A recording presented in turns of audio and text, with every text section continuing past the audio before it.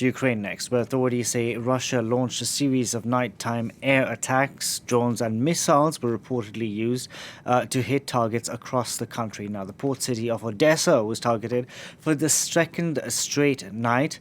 The latest barrage came a day after Moscow carried out what it called a strike of retribution. This after Russia pointed the finger of blame at Kyiv for striking the Kerch Bridge connecting Crimea to the Russian mainland. We can now bring in our international affairs editor, Angela Defley. Angela, good afternoon. Why this attack on Odessa? The Kremlin blames Ukraine for the attack on the Kerch Bridge, and they said they would hit back. Zelensky said that this was the work of Moscow yesterday, this attack on Odessa, and that they targeted specifically grain export sites. This, of course, after pulling out of the accord on Monday.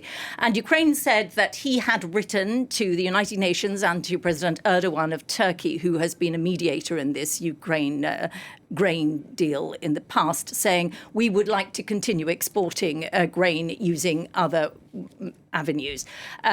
And this appears, according to Ukraine, to be a warning from Moscow saying, don't think about crossing the Black Sea.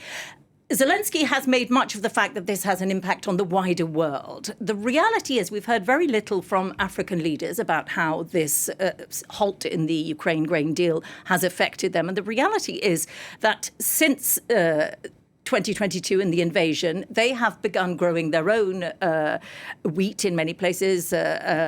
Zimbabwe is an example. They're growing their own wheat. Also, they have diversified their supply routes. They are less dependent on Ukraine.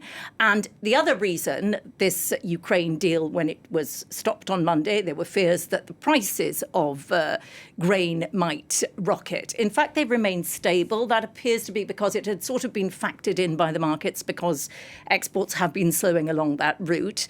And also because there's been bumper crops, there are good grain supplies around the world. And so this is having less of an effect than Zelensky is suggesting, perhaps. It is certainly affecting Ukrainian farmers and causing a bit of tension with the EU because East European countries are worried about Ukrainian grain going their way. You mentioned African leaders' response to all of this because we do have a development coming in. We have Russian President Vladimir Putin, who has now announced that he will not be going to the BRICS summit in South Africa. Of course, there was a lot of pressure on South Africa to see if they would, in fact, arrest Putin once he touched down on South African soil.